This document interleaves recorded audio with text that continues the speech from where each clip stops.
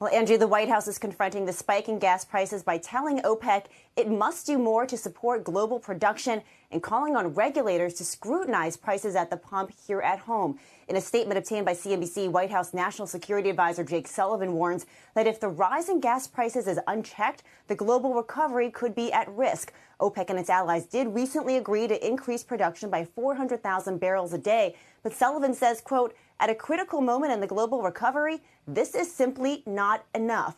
I'm told this week the president asked his national security team to speak with representatives from Saudi Arabia, the UAE, and other OPEC Plus members about this issue.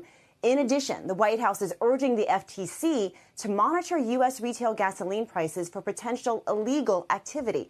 That includes reviewing consolidation in the market, working with state regulators on price gouging cases, and studying dynamics like the rocket and feather effect, in which prices go up like a rocket but come down like a feather. Now, these moves are all a sign that rising gas prices and the specter of inflation have become both an economic and political headwind for the Biden administration.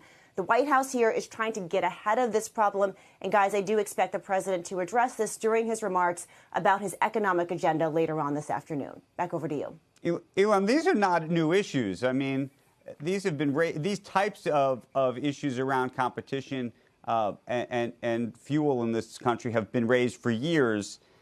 Have there ever been any real efforts similar to this before?